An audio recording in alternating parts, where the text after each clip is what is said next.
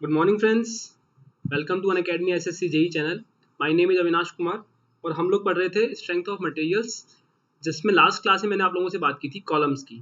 ठीक है, कॉलम्स में मैंने आपको बताया था that the failure criteria is based on कि आपका स्लेंडरनेस रेशियो कितना है। If your slenderness ratio is high then your column will fail in buckling. If lambda is high, I told you that slenderness ratio high होगा, then your column will fail predominantly in buckling. If your lambda is very less, it will fail in crushing. And the last part was कि अगर आपका lambda intermediate है, if your lambda is intermediate, in that case intermediate है, in that case the combined failure will be there, that is combination of crushing and buckling. Combination of crushing and buckling. Combination of crushing and buckling. ये हमने कल last में बात की थी and we discussed about two theories, that is first one is Euler's theory, जिसके अंदर मैंने आपको बताया था that the buckling load is equals to pi square E I divide by L effective का स्क्वायर। और इसके अलावा मैंने रैंकाइंस थ्योरी डिस्कस की थी, जिसमें मैंने आपको बताया था that is it is a combination of both your short and intermediate and as well as your long columns. तो ये हमने लास्ट क्लास में बात की थी और हमने कुछ इंपॉर्टेंट क्वेश्चंस देखे थे।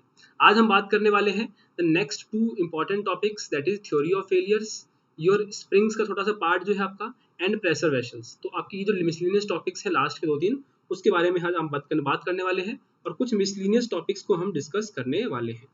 ठीक है, तो before starting the class let me introduce my self. My name is Avinash Kumar and I secured all India rank 4 in SSC JE 2017।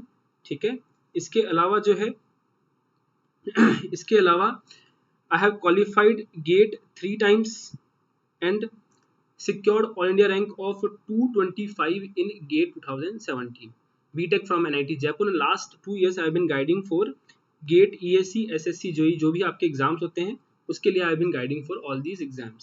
ठीक है, and yes, those all who want to join plus subscription, there is a huge difference when you will notice, जब आप देखेंगे classes के अंदर कि जब आप नोटिस करेंगे दैट स्पेशल क्लास और इसके अंदर यूट्यूब के अंदर you will find a huge difference. Structured way में क्लासेस होती हैं आपकी वहाँ पे एंड दे आर मैनी चीज जो आपको वहाँ पे मिलने वाली है। क्या बेनिफिट्स हैं उसकी बात करने वाले हैं। Apart from this, if you use this particular code you will get the personalised guidance with me. You can join with me on the Unacademy Plus subscription. Along with this, you will get 10% off on Unacademy Plus subscriptions. ठीक है, the benefits of Plus subscriptions are various benefits, like you will get live classes, you will get crash courses, you will get RIB batches, there are English and Hindi batches, doubt clearing sessions, weekly test. बहुत सारी चीजें आपको वहाँ पे एक साथ एक जगह पे मिलने वाली हैं। तो what is the method you can get for getting this plus subscription? You just have to pick the goal, go and pick your goal. चाहे आप SSC की तैयारी कर रहे हैं, चाहे आप स्टेट PSCs की तैयारी कर रहे हैं, चाहे आप preparing for GATE and ESC, pick that goal, click on get subscription, click on the time period you are going for and apply this code Avinash11 and you will get 10% off on Unacademy Plus platform. ठीक है, these are the various payment methods, like you will get credit card options, debit card options, you will get EMI options also there.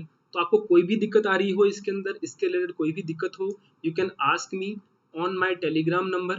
My telegram number is 63785688935. वहाँ पे आप मुझे ping करके you can discuss with me the topics or any queries you have regarding all these things. So you can apply this code Avinash11 and you will get 10% off on Unacademy Plus platform. ठीक है, and yes, this is the Telegram page and this is the Facebook ID. You can go and join the community. वहाँ पे आप discuss कर सकते हैं, problem discuss कर सकते हैं, anything you are facing that you can discuss there. चलिए शुरू करते हैं आज की class. Today I am going to discuss next very important topic, that is theory of failures. So next topic of discussion is theory of failure. Theory of failures important theories हैं. पहली थ्योरी आपकी है that is based on maximum principal stress theory. First theory is maximum principal stress theory. Maximum principal stress theory. As the name suggest, इसके अंदर हम जो है मैक्सिमम प्रिंसिपल स्ट्रेस को कंसिडर करेंगे एंड विल सॉल्व अकॉर्डिंगली. ठीक है. In this case this is also called by name Rankine's theory. इसको हम रैंकाइंस थ्योरी भी बोलते हैं. This is also called Rankine's theory. In this case जो आपका मैक्सिमम प्रिंसिपल स्ट्रेस होता है that is sigma 1 that should be less than equal to your yield stress. This is the basic criteria of maximum principal stress theory. अब हम designing के time पे उसको just less than equal नहीं करते. We use a particular factor of safety. So will divide this by factor of safety and this is the final criteria for the maximum principal stress. That is your maximum principal stress, that is sigma 1 should be less than equal to sigma y divided by factor of safety. यहाँ पे important point note करने वाली ये है कि this particular method is used for mainly brittle materials. This theory gives suitable results for brittle materials. यहाँ पे star करके आप लिख सकते हैं. This theory gives suitable results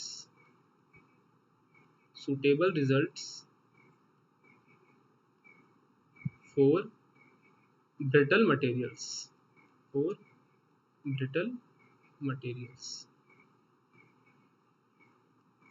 This is about maximum principal stress theory. ठीक है. Next theory is maximum principal strain theory. So the next theory is maximum principal strain theory.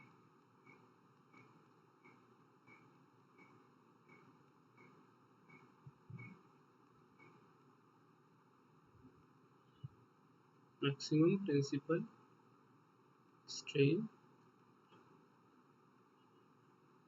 theory. In this case, as the name suggests, जैसे आपका maximum principal stress था उसी के according आपका maximum principal strain हो जाएगा. That means जो आपका प्रिंसिपल स्ट्रेन की वैल्यू है that is suppose epsilon 1 that should be less than equal to epsilon y divide by e into factor of safety.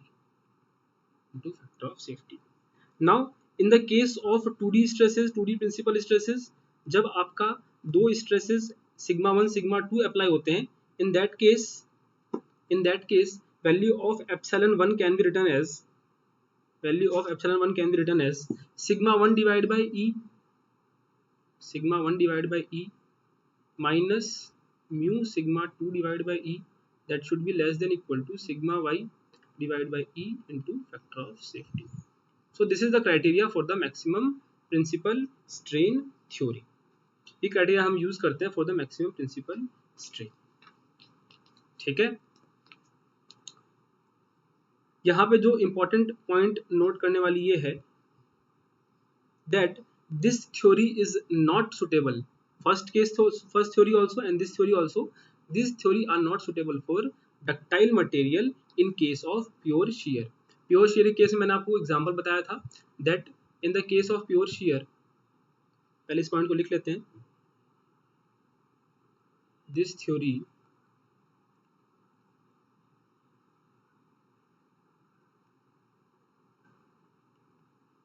is not suitable for ductile materials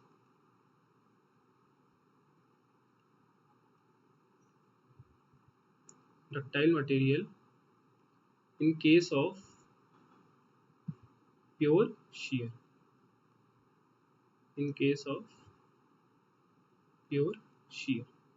So this theory is not suitable in that particular case. ठीक है. Next theory is maximum shear stress theory. So third theory is maximum shear stress theory. Third is maximum shear stress theory. Again सब कुछ नाम में लिखा होता है, everything is written in the name. Maximum principal stress मतलब था आपका मैक्सिमम प्रिंसिपल स्ट्रेस नहीं एक्सीड होना चाहिए। मैक्सिमम प्रिंसिपल स्ट्रेन का मतलब था मैक्सिमम प्रिंसिपल स्ट्रेन नहीं एक्सीड होना चाहिए। यहाँ पे आपका मैक्सिमम शियर स्ट्रेस है, दैट मीन्स जो value of maximum shear stress है that is tau max, that should be less than equal to sigma Y divide by 2 factor of safety. This is the criteria for maximum shear stress theory. This is the criteria for maximum shear stress theory. ठीक है यहाँ तक कहानी। This is about maximum shear stress theory. अब maximum shear stress theory में ध्यान क्या रखना है हमको, that we need to calculate maximum shear stress. Maximum shear stress निकालने का क्या तरीका है? In case of 2D stresses, in case of 2D stresses, in case of 2D stresses, what we will find is, अगर ये हमारे पास इस तरीके से 2D स्ट्रेस लग रहा है सिग्मा 1 एंड सिग्मा 2 का,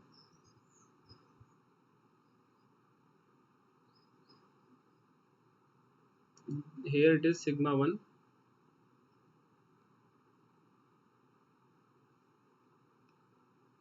here it is sigma 2. In that case value of maximum shear stress is sigma 1 minus sigma 2 by 2. And in the case of 3D stress what will happen is the maximum shear stress होगा that will be equal to maximum of sigma 1 minus sigma 2 by 2, sigma 2 minus sigma 3 by 2, sigma 3 minus sigma 1 by 2. So these are the difference जब हमको 3D stress दिए हो और जब हमको 2D stresses दे रखी हो. This is the basic difference that we need to consider for calculation of maximum shear stress. Maximum shear stress calculate करके we have to equate it less than equal to sigma y divided by 2 into factor of safety. So this is about maximum shear stress theory. Next theory is fourth one, maximum strain energy theory. Next theory is maximum strain energy theory. Maximum strain energy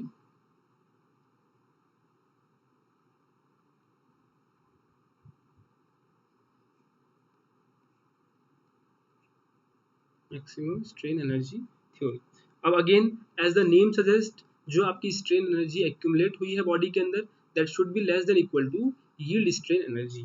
in this case जो आपका strain energy होता है total, suppose वो U है, that should be less than equal to sigma y square divide by 2e into factor of safety, into factor of safety.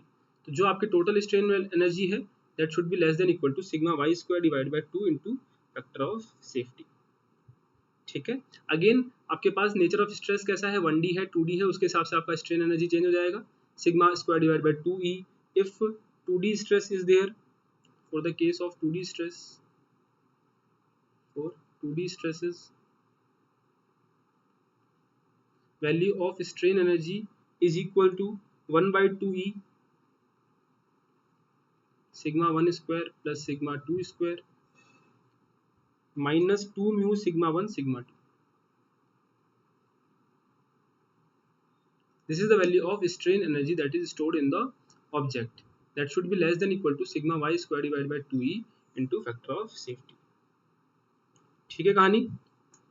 This is about strain energy theory.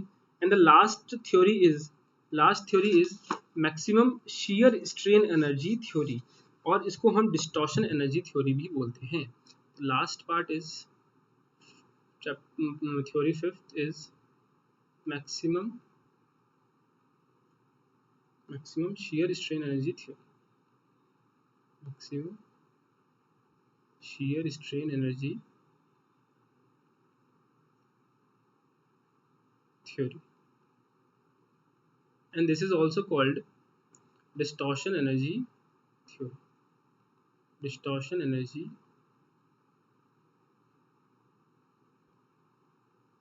theory. इसके अंदर हम shear strain निकालते हैं, sorry shear stress निकालते हैं. maximum shear strain energy theory. In this case what we calculate is total shear strain energy जो है वो आपकी कम होनी चाहिए your sigma y square divide by 6g से. तो total value of shear strain energy should be less than equal to sigma y square divided by 6g. Total shear strain energy should be less than equal to sigma y square divided by 6g.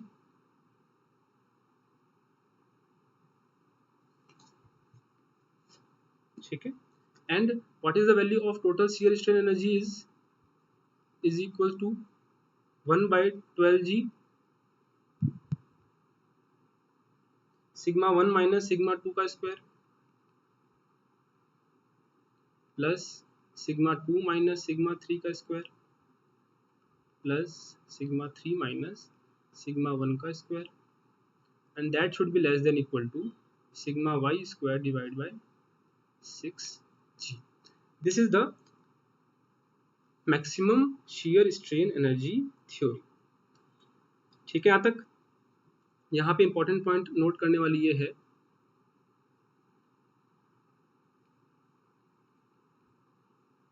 this theory is best suited for ductile materials. This theory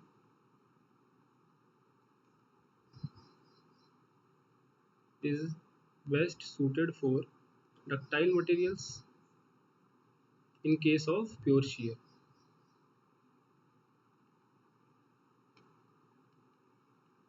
In case of pure shear. In case of pure shear. तो ये आपकी 5 type की theories थी जो कि important है. ध्यान रखिए हर एक का मतलब क्या है, हर एक का बेसिक फॉर्मूला क्या है और इंपॉर्टेंट पॉइंट उसके ध्यान रखने हैं. इससे बाहर आपका क्वेश्चन नहीं आएगा इसके अंदर. ठीक है. यहाँ तक कहानी.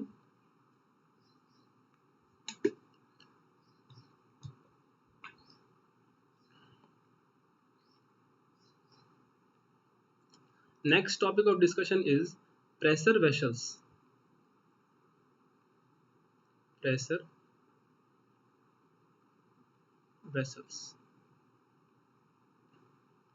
अब प्रेशर वेसल्स क्या होते हैं? फॉर एग्जाम्पल सपोज आपके पास आप कोई वर्क कर रहे हैं. You are working on a petroleum company. For example आप HPCL में वर्क कर रहे हैं and you have to store a liquid in a container.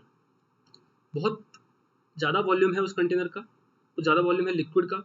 उसको स्टोर करने के लिए हमको क्या करना पड़ेगा? एक कंटेनर डिज़ाइन करना पड़ेगा. उस कंटेनर के अंदर वो फ्लूइड प्रेशराइज्ड फॉर्म में वहाँ पे स्टोर होगा. उस प्रेशराइज्ड फ्लूइड को वहाँ पे स्टोर करने के लिए हमें प्रेशर वेसल्स को डिज़ाइन करना पड़ेगा. So basically there are 2 types of pressure vessels. First one is thin pressure vessel, second one is thick one. तो thick one is not in our syllabus, never asked in SSC. तो हम thin के बारे में basic definitions पता करेंगे. So the first one is thin cylinders. Thin cylinders. Thin cylinders. And in that case d by t should be greater than 20. d by t should be greater than 20. इसके अंदर mainly 3 type of stresses generate होती हैं. The first one is hoop stress, जिसको हम सर्कमफेरेंशियल stress भी बोलते हैं. The second one is longitudinal stress, जो लॉन्गिट्यूड के अलॉन्ग अप्लाई होता है, that is called longitudinal stress. And the third one is radial stress. Main 3 यहाँ पे स्ट्रेसेस जनरेट होती है. तो वैल्यूज क्या होती है उनकी उसकी बात कर लेते हैं. First one is hoop stress. Hoop stress that is sigma h is equals to PD divided by 2T. P is the pressure inside vessel. P is pressure of fluid inside vessel. D is the dia of the vessel, and T is the thickness of vessel. ये आपका stress generate हुआ sigma h. For designing what we have to do is, जो आपका maximum stress है that should be less than equal to the permissible stresses, या फिर yield stress से आपका कम होना चाहिए. So accordingly we design the pressure vessels. Second type of stress is longitudinal stress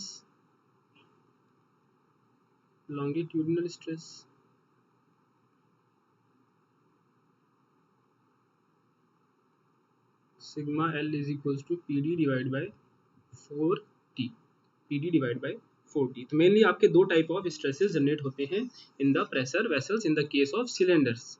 इसी तरह बात करूं मैं स्फीयर्स की बात करूं, थिन स्फीयर्स,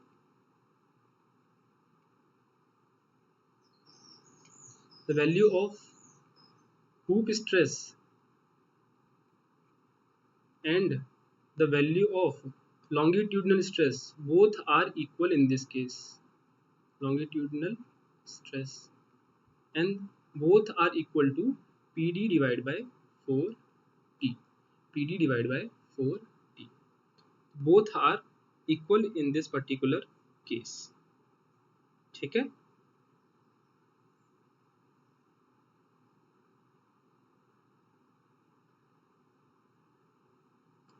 तो this is about pressure vessels. जो आपको ध्यान रखना है that is longitudinal stress, hoop stress, values क्या होती है इनकी, क्या मतलब होता है, बेसिक चीजें याद रखिए। अब आपसे पूछ ले कि मैक्सिमम शियर स्ट्रेस कितना आएगा, अगर इस केस के अंदर आपसे कोई पूछ ले कि what is the value of maximum shear stress, tau max is equals to PD divide by 2T minus PD divide by 4T divide by 2, this can be given as PD divided by 8T, क्योंकि ये आपका क्या है, एक principal stress है, sigma 1 है maximum principal stress, this is minimum principal stress sigma 2। ठीक है,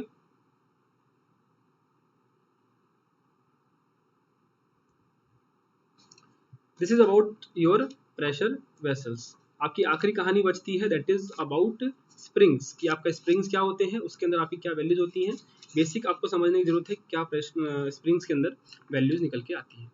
so the last part of discussion is springs.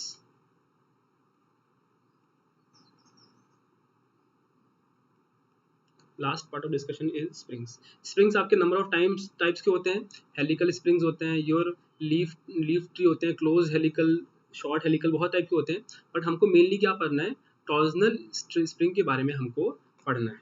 तो टॉर्जनल स्प्रिंग किस तरीके से होता है आपका, इस तरीके से आपका टॉर्जनल स्प्रिंग का डिजाइन रहता है, और यहाँ पे आपका एक प्रेशर, एक जो है फोर्स P यहाँ पे अप्लाई होता है। Using this force what happen in the spring is कि आपका उसके अंदर टॉर्जन प्रोड्यूस होता है, टॉर्जन प्रोड्यूस होता है, और उसकी जब हम एनालिसिस करते हैं तो will find out that the value of maximum shear stress is 16 PR divide by pi D cube, E into R, R इसका रेडियस हो गया, R is this radius, 16 PR divide by pi D cube, 16 PR divide by pi D cube.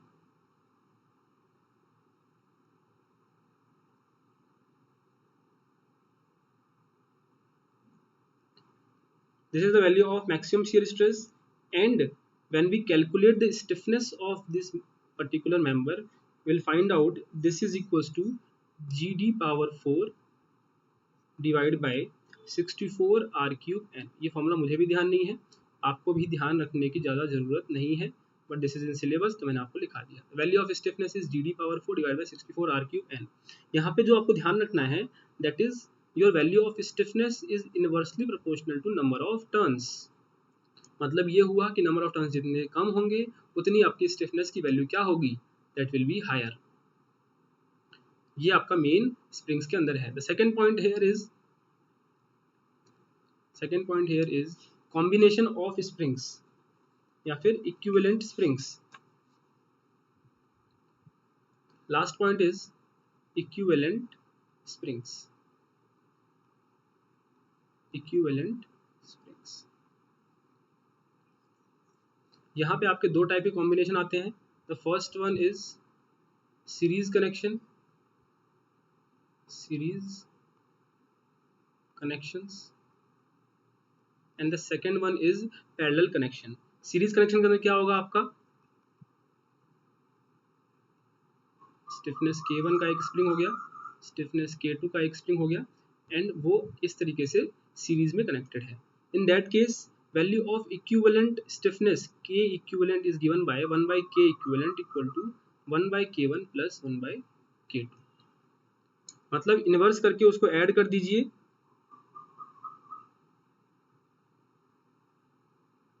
उसको add कर दीजिए. इन that case your equivalent stiffness can be calculated. The second one is parallel connection. Parallel connection. In this case, value of stiffness K equivalent is given by K1 plus K2. K1 plus K2.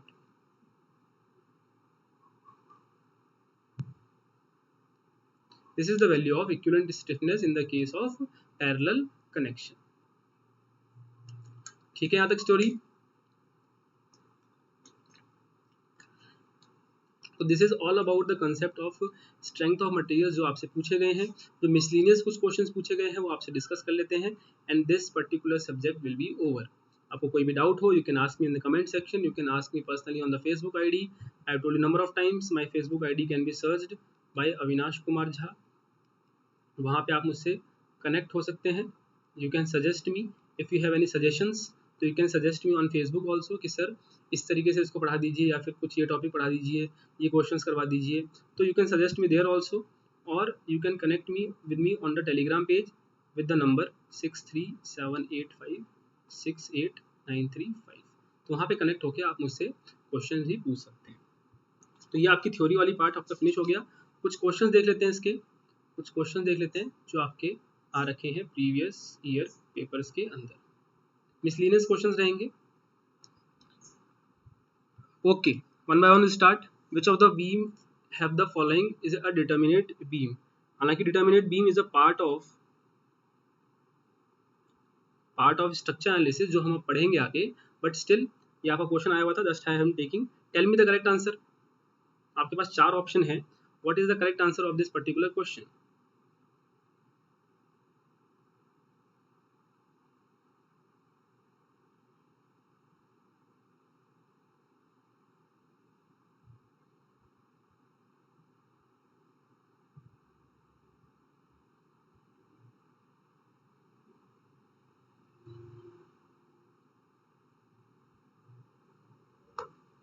The correct answer will be, यहाँ पे हमको ये देखना है कि number of unknown reactions कितने होंगे. इन this case number of unknown reactions will be 1 and 1. एक एक आपके पास अननोन रिएक्शन है और आपके पास इक्विवेलेंट योर इक्विलिब्रियम इक्वेशन भी आपके पास 2 हो जाएंगी यहाँ पे. इसके अलावा जो भी आपके पास बीम्स हैं ऑल आर इंडिटर्मिनेट बीम्स. हमेशा ध्यान रखिए your cantilever beam is an example of your determinate beam. अब इसके अलावा आप कोई भी सपोर्ट लगा देंगे इसके अंदर, it becomes a indeterminate beam. So the answer will be option A. Factor of safety is the ratio of what? Bearing stress, working stress, yield stress to the working stress, tensile stress, working stress. Factor of safety होता है आपका कि आपका yield stress कितना है और आपका उसके ऊपर स्ट्रेस कितना अप्लाई कर रहे हैं आप उसके अंदर. That is defined by the factor of safety. मतलब आपका जो स्ट्रेस है वो कितना टाइम्स लेस है as compare to yield stress. That is defined factor of safety and that is given by yield stress and working stress का ratio will give you the value of factor of safety. Question number 3 is, which of the following is a dimensionless quantity? Which of the following is a dimensionless quantity? ठीक है. In this case dimensionless quantity is shear force की dimension होती है, stress की भी dimension होती है Newton पर mm square, modulus of elasticity की भी dimension होती है न्यूटन पर mm square, but the value of strain has no dimension. Why? Because strain is given by delta L divided by L. That is, strain is a dimensionless quantity. Unit of second moment of area. Question number 4 is, unit of second moment of area is moment of inertia. And this is given by mm raise to power 4। कोई भी आप formula देख लीजिए moment of inertia का, that is given by suppose bd cube by 12, तो इसका dimension क्या हो जाएगा, मीटर रेज टू पावर 4 या फिर length raise to power 4। The correct option will be option B, that is mm raised to power 4। The stiffness of a spring is option number 5, stiffness of a spring is, what is stiffness?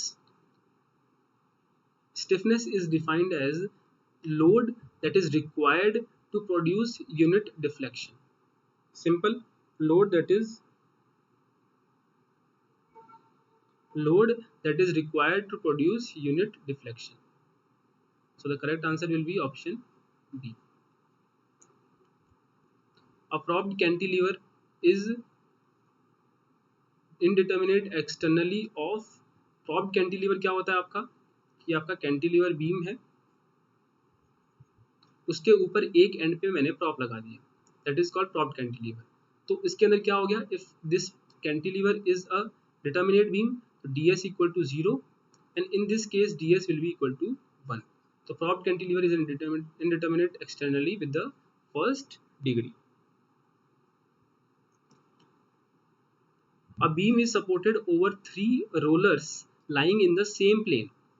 एक beam है आपके पास, उसमें एक ही plane के अंदर 3 rollers हैं, इस तरीके से, ठीक है। और आपको निकालना है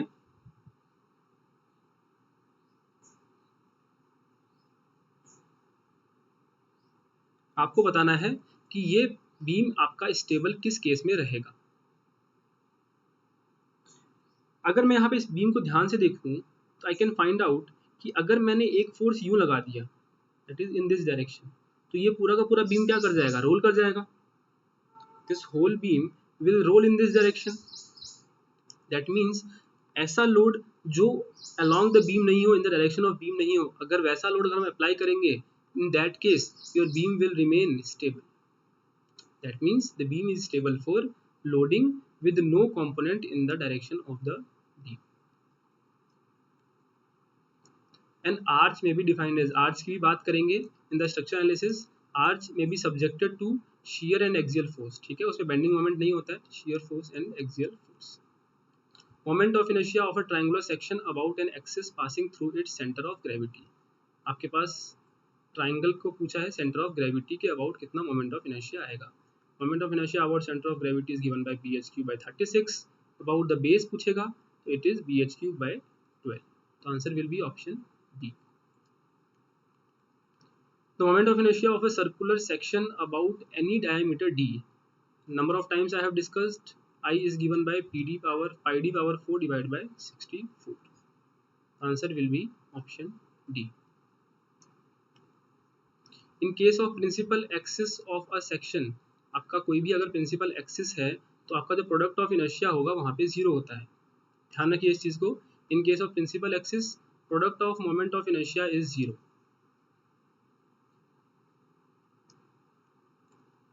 the ratio of moment of inertia of a triangular section about its base and about a centroidal axis parallel to its base is, अभी मैंने आपको बताया moment of inertia about base क्या हो जाएगा, bh³ by 12 and moment of inertia about centroidal axis क्या हो जाएगा, bh³ by 36। तो इट इज द रेशियो हमसे पूछा है about its base to the centroidal axis, तो क्या हो जाएगा, this will be equal to I1 divided by I2 given by 3। Correct answer will be option D is the correct answer. The design of a structure, structure का design हम कैसे करते हैं और क्यों करते हैं, ताकि हमको पता लग सके कि हमको कितना मटेरियल, किस प्रॉपर्टी का मटेरियल लगाना है, किस प्रोपोर्शन में लगाना है। तो डिजाइन किस लिए होती है, मेनली आपकी for deciding the material and proportions of various members of the structure. तो इस तरीके के बेसिक क्वेश्चन आपसे वन लाइनर क्वेश्चन पूछ लिए जाते हैं इन द एसएससी एग्जामिनेशंस, तो बहुत बेसिक लेवल के हैं।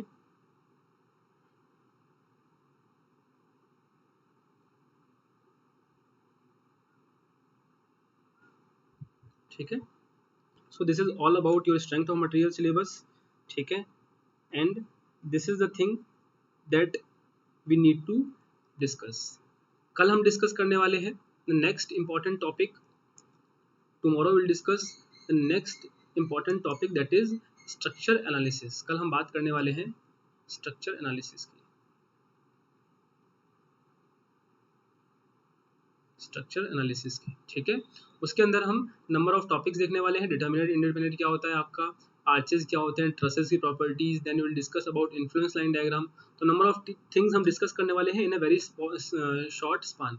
इस महीने आई विल ट्राई कि आपका जो पूरा का पूरा strength of materials and along with structure analysis वो भी आपका फिनिश हो जाए, ठीक है.